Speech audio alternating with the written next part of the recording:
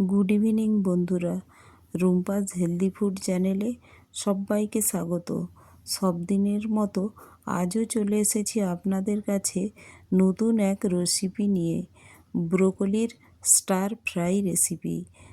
দেখুন, আর এটা রুটি, গরম ভাত সবের সাথেই খাওয়া যায়। আর এটা তো যাদের সুগার, কোলেস্টেরল আছে তাদের এটা খুব উপকার। তার জন্য আমি দেখুন একটি ব্রোকলি নিয়ে নিয়েছি আর একটু হালকা গরম জল নিয়েছি, তাতে লবণ গুলিয়ে নিয়েছি। ব্রোকলিটা কেটে ওই গরম জলের মধ্যে ডুবিয়ে দিলাম 15 মিনিটের জন্য। আর 3 ধরনের ক্যাপসিকাম, বিনস, আমি ক্যাপসিকামগুলো কেটে নিয়েছি। আর নিয়েছি মটরশুঁটি, বিনসগুলোও কেটে নিয়েছি, একটি আলু নিয়েছি, আর পেঁয়াজ, টমেটো, একটু গোলমরিচের গুঁড়ো, তেল, চিলি ফ্লেক্স আর ধনেপাতা কুচি, স্প্রিং অনিয়ন কুচি। আর যাদের সুগার আছে তারা আলুটা নেবেন না। এবার আমি একটি কড়াইয়ের মধ্যে 1 টিস্পুন ভেজিটেবল অয়েল দিলাম, আর তার মধ্যে দিলাম সাওয়া জিরে ফোড়নে। আর কোনো মশলাই লাগছে না, দেখুন একটু গোলমরিচের গুঁড়ো আর চিলি ফ্লেক্স, তাতেই আমার রান্নাটা হয়ে যাবে। এর মধ্যে দিয়ে দিলাম আলু। আলুটা যেহেতু কুক হতে একটু বেশি সময় লাগে, তো আলুটা আগে দিয়ে আমি একটু হলুদ দিয়ে নেড়ে নিলাম। আর এটা রান্না করার সময় লবণ আমি আগে থেকে ইউজ করব না, পুরো রান্নাটা হয়ে যাওয়ার পরেই আমি লবণ ইউজ করব। দেখুন আলুটা লাল লাল ভাজা হয়ে গিয়েছে। এখন এর মধ্যে দিয়ে দেব কেটে রাখা ব্রোকলি আর বিনসগুলো একসাথে দিয়ে দেব। এটা একটু যখন কুক হয়ে যাবে, এগুলো নাড়াচাড়া করে আমি ঢেকে দেব। পুরো রান্নাটাই ঢেকে ঢেকে আমি করব। তো এইভাবে নাড়াচাড়া করে দেখুন এর মধ্যে দিয়ে দিলাম টমাটোটা দিয়ে আমি একটু ঢেকে দেব।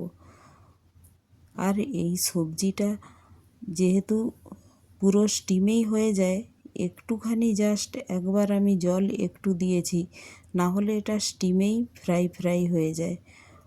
আর এটা যেহেতু স্টার ফ্রাই, তো জল ইউজ করতে হয় না, একটু আলু আছে তাই আমি একটু জল দিলাম।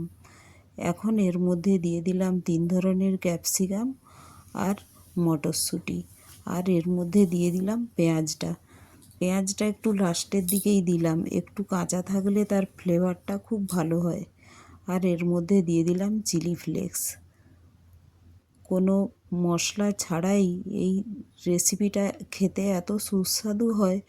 আর এটা সবার খেলে, বাচ্চাদেরও খেলে খুব ভালো, আর বড়দেরও এটা খুব ভালো।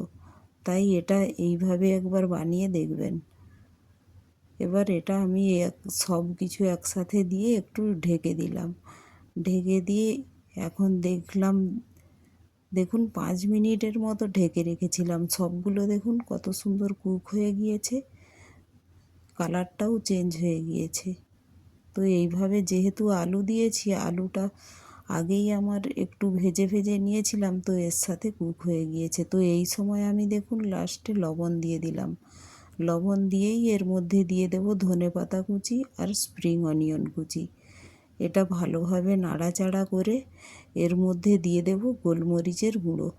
আমার রান্নাটা দেখুন আমার হয়ে গিয়েছে, আর সবগুলো দেখুন একসঙ্গে গায়ে গায়ে লেগে গিয়েছে, তো সব বয়েল ভালোভাবে হয়ে গিয়েছে। তো এই সময় আমি গোলমরিচের গুঁড়ো দিয়ে গ্যাসটা বন্ধ করে দেব, আর সবজিটা একটু ঢেকেও রাখবো।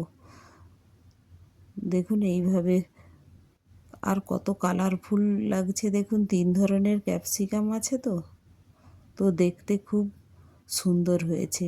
এরকম কালারফুল সবজি বাচ্চাদের দিলে ওরাও খুব পছন্দ করবে। তো একবার অবশ্যই বানাবেন। এই সামান্য কটা উপকরণে, কোনো মশলা ছাড়াই এরকম সুস্বাদু সবজি খেতে হলে দেখতে হবে রুম্পাস হেলদি ফুড কিচেন। আর আমার রেসিপিগুলো যদি ভালো লাগে, একটি লাইক, শেয়ার ও সাবস্ক্রাইবও করে দেবেন। Thank you.